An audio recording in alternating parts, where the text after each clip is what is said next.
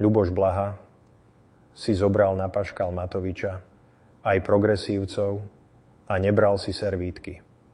Ukázal, čo je za ich protestmi a kto im tam reční. A popri tom odhalil aj ďalšie šokujúce súvislosti okolo Ukrajiny a Bruselu. Toto Blaha napísal.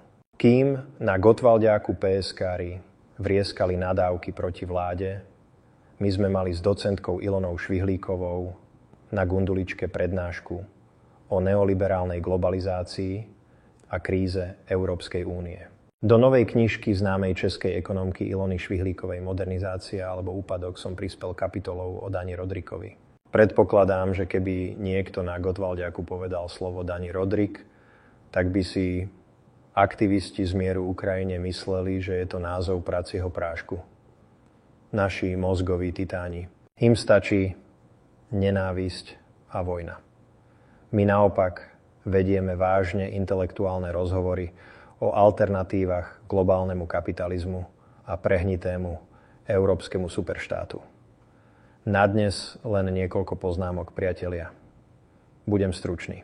Opozícia ako alternatívu našej vláde ponúka návrat retardného Matoviča, ktorý zničil celé Slovensko, zapríčinil smrť desiatok tisícov a prehajdákal desiatky miliárd. Ďalšia kľúčová téma. Slintačka a krývačka. To si naozaj niekto myslí, že je náhoda, že zrovna v Maďarsku a na Slovensku sa objaví vírus, ktorý môže vážne ohroziť naše poľnohospodárstvo.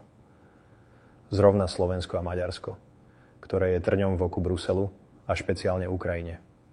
Aká náhodička. A keď sme už pri tom, Ukrajinci zničili plynovú stanicu v Sudži, čím pochovali šancu na lacný plyn z Ruska. Ja len, že toto je smrť európskej ekonomiky.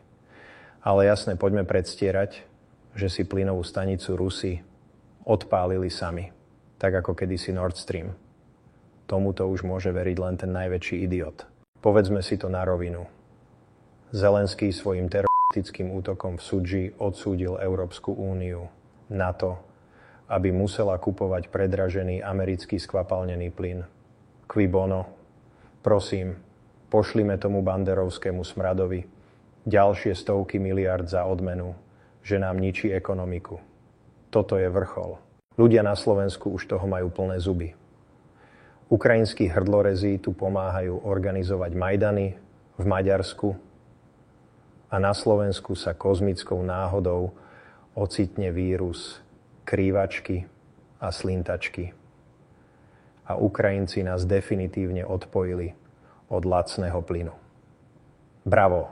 A týchto šialencov dnes podporuje slovenská opozícia na čele s Matovičom. Celé zle. Dnes na Gunduličovej sála praskala vo švíkoch. Slováci už toho majú pokrk. Čo chvíľa ten hnev vybuchne a PSK-ri budú veľmi prekvapení. Napísal Blaha. Kliknite na odber V4 News a získajte informácie o aktuálnom politickom dianí z celej strednej Európy na jednom mieste.